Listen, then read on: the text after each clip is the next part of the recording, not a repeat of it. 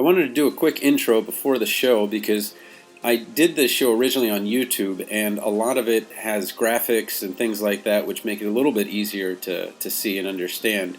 But the big takeaway is that for the first time that I know of, at least in 4 out of 5 schools, the number of students in residency fellowship is greater than those going into community pharmacy at graduation. Now, these 5 schools do their post-graduation survey before graduation, actually, saying, hey, what are you going to be doing, so that they can get 100% returns on it. If you look at some of the other sites that I put the links to, you'll see that they'll have between 6 to 40% lost to follow-up, which means they tried to get in touch with them, but they didn't hear back, and so forth. Now, they can look at, the residency that they went to. That's an easy one to get, but getting jobs data is actually really, really hard. So I commend the schools that did that.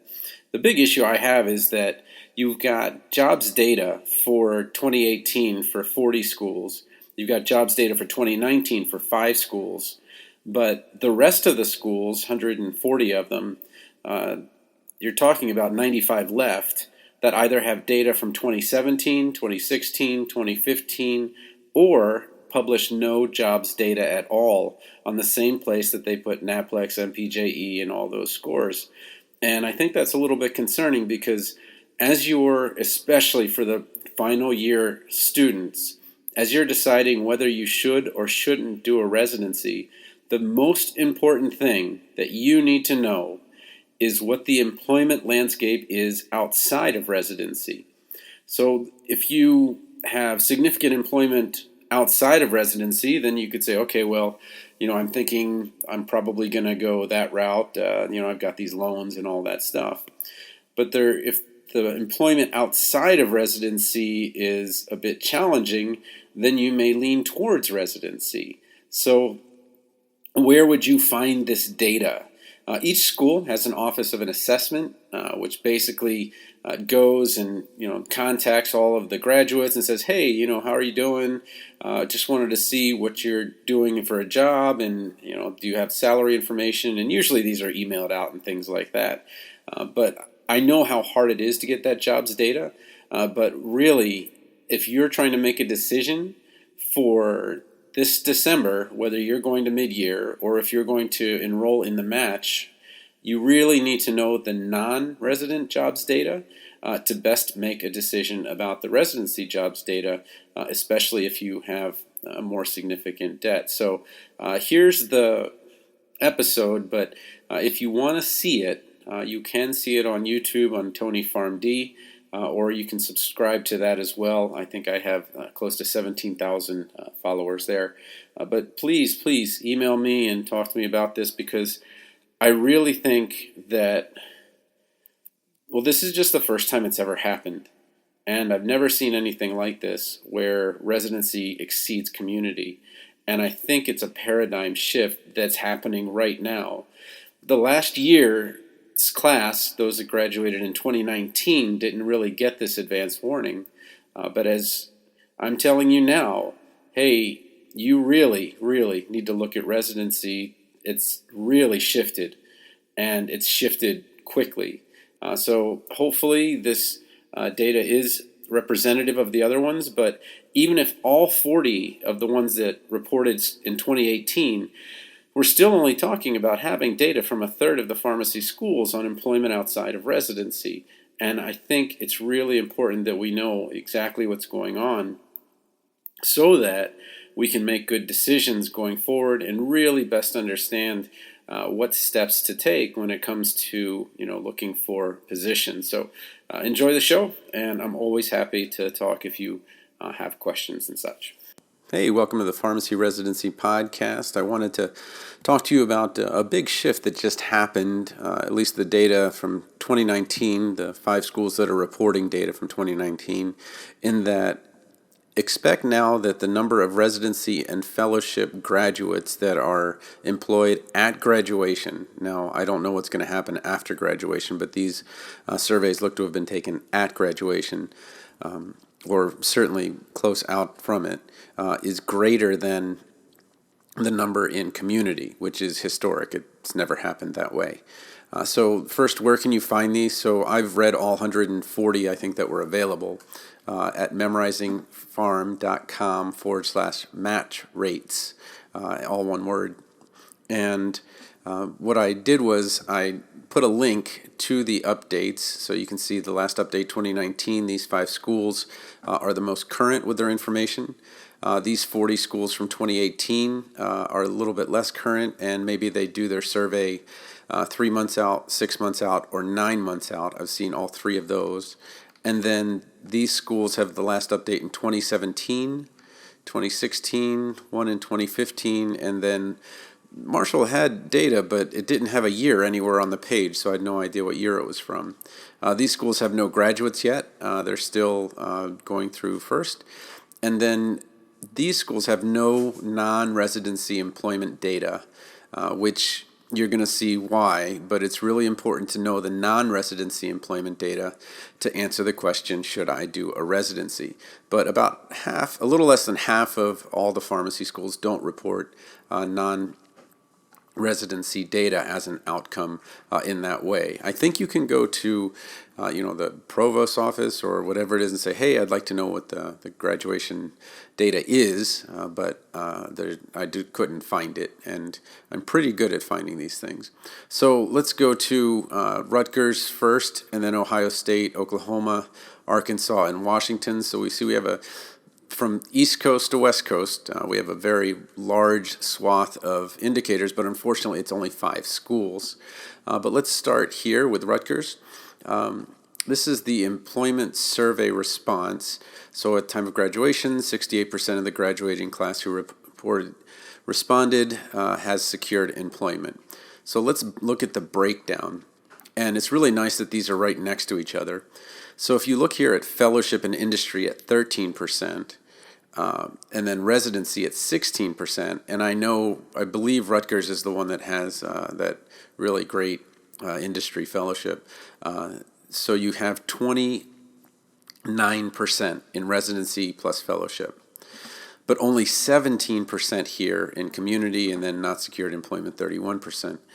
So what you're seeing is that the fellowship plus the residency at 29% exceeds community at 17%, and that's historic. That doesn't happen, or hasn't happened. So I'll talk about my recommendations at the end, but let's go see some other programs and see where they're going. One caveat I did want to make is that 6% of the students went into hospital with no residency, 7% went into industry with no residency. So it can happen. Just wanted to kind of point that out. Okay, so let's go on to Ohio State. So again, let's look at combining fellowship and residency, and every school reports it different. Most of these schools have really great graphics and stuff, and there's some others that are less so. But 39% residency or residency plus. I know they've got that great administrative combo residency PGY1, PGY2 master's program there, and fellowship at 5%.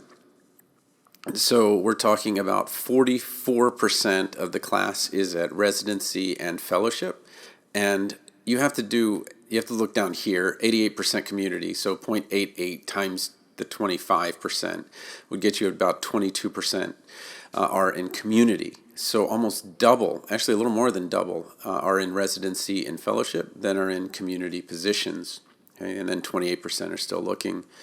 They had a really kind of neat thing up here where, let me see, no, I didn't want pass rates. Yeah, so how did they pay for school?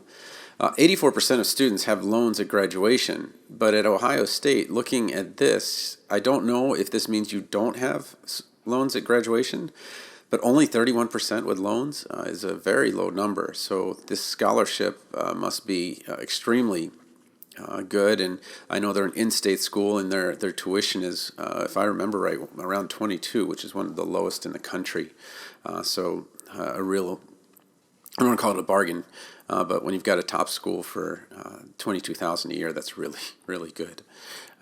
And then kind of breaks down where these residencies are. So, and this is consistent with what's going on nationally, that most will go into a PGY1, a few in AmCare, a few in community, and so forth. Okay. And then something that I know a lot of people ask are, what are the average number of months I have to look for employment? And they're saying 2.2. And that means that if the survey was done in May, they were really only starting in March. And that means that are the people that didn't get residency in March when they found out about the match, is that when they're starting their search? So that lets me know already I should probably be starting my search a bit early.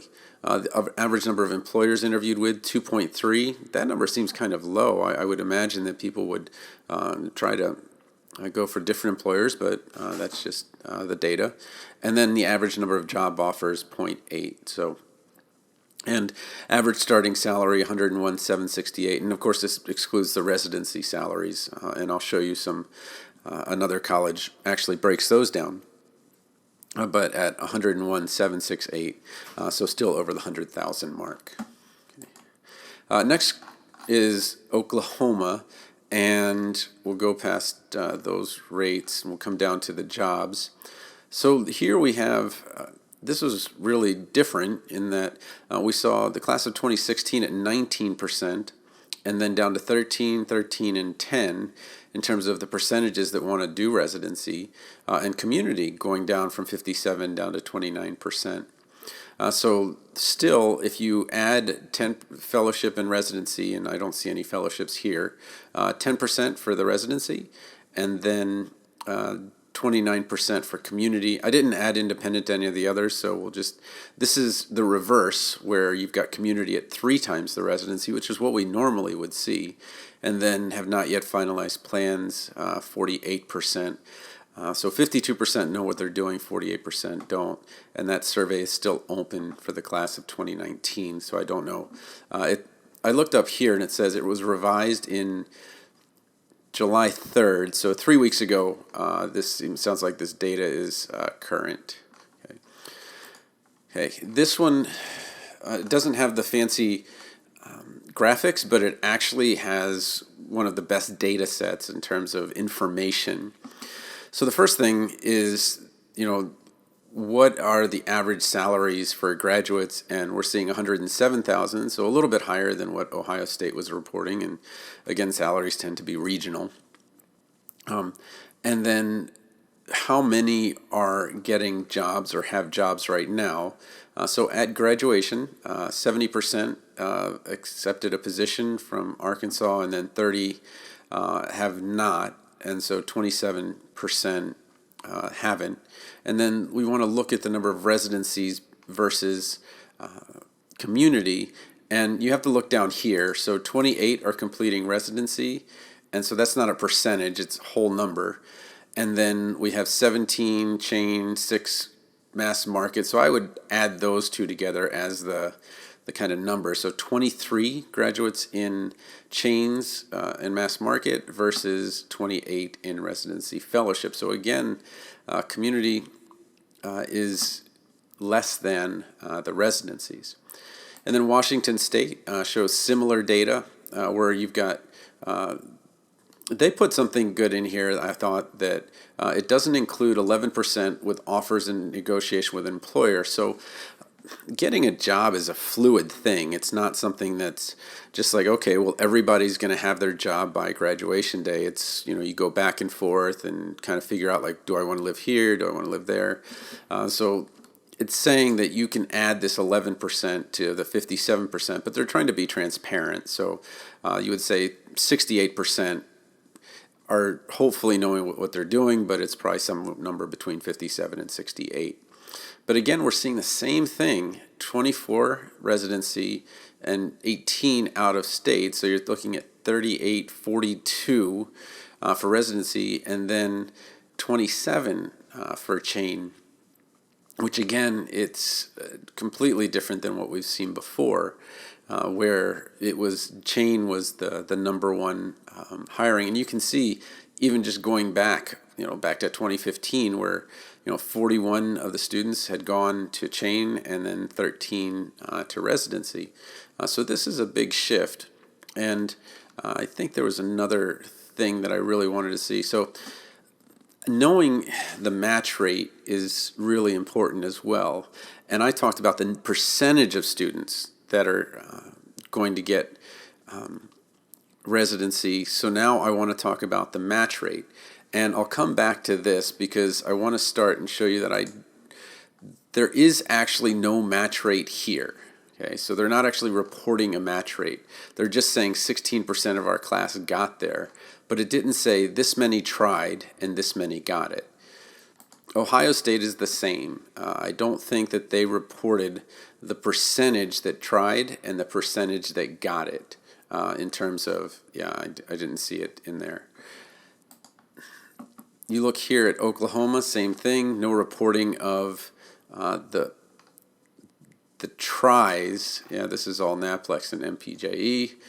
And then Arkansas did report the number, but again, it doesn't report a percentage, like, well, how many tried and how many got it. But Washington State does. So of the class of 2019, approximately 30% of our graduates went on to a fellowship or residency. This represents 51% of those graduates who sought them. So if you've got a graduating class of around, I don't want to do around, let's do exact numbers. I want to say it was 145, So 145. And 82 is, I wish it was a nice even number. It's not quite half. It's a little over half tried for residency. And so 30% overall went. And the average is 24, if you want to know, across the country. So seeing Rutgers at 16% residency is a little bit lower than most schools. It's usually 24, but they have a really high fellowship number, and that makes sense because a lot of industry is in Jersey. This is incredibly high at Ohio State, that 39% of the class got residency. That is way above the 24% average. Oklahoma at 10% is a little bit below the average of 24%. Arkansas, I have to do the math. So 28 out of 110, it's probably around 26. So 26%, just a little bit above the average residency. And then this 30% is above the average. And this started with 38%, and then these classes didn't really go for residency, and then this class did. Okay, so let's go back to the original page, and now you can find your College of Pharmacy and where they are, and they're alphabetical in the same way they are in the FarmCast, so that it's identical in name to the FarmCast. So if it said the University of Oklahoma in the FarmCast, it's the University of Oklahoma here. Okay? But what we can do is we can look at something like, we can just look at, maybe, what do I know? I know Butler, so I know them because I know pharmacists that are there. So here we have a little bit of a different breakdown, and it says 51% are employed, 29% are fellowship and residency, and you need to add these, and then 18% in grad school, which is a really high number going to grad school, and then 2% are still looking. So you're looking at 98% placement, and this 29%, because there's no breakdown, I can't say, well, are they more in community or are they not? Let's see if we can find another one. Creighton, it's nearby, so I sort of know this one. This one has an accordion that you have to kind of open up, and I should have done this ahead of time. Okay, there. And so you have to open up the accordion down here where it has graduation rates, pass rates, and so forth. And again, this data is for 2018, but it says 59% within the profession, 1.8 outside, completing residency 17, unemployed 5, lost to follow-up 16, which is really high. So This, though, doesn't say when they asked them. So was it at graduation? Was it 3 months, 6 months, 9 months? 6 months is the default, or I guess, I don't know. I mean, in terms of what I've read over the 140 that I read. But this is what we're looking at from last year. But I don't think those numbers are any good anymore. I think you have to look at 2019. So anyway, so kind of the take home is that residencies are in much greater percentage than community opportunities, and that if you are in your P3 year, these 5 schools have done you the biggest favor they possibly could, which is to say that the percentage of students at graduation that are in residency in general will exceed community. And I would expect that's for the foreseeable future. So again, any questions, just comment below or email me, aaguerra@dmac.edu. Support for this episode comes from the audiobook Memorizing Pharmacology, a relaxed approach. With over 9,000 sales in the United States, United Kingdom, and Australia, it's the go-to resource to ease the pharmacology challenge. Available on Audible, iTunes, and Amazon.com, in print, ebook, and audiobook.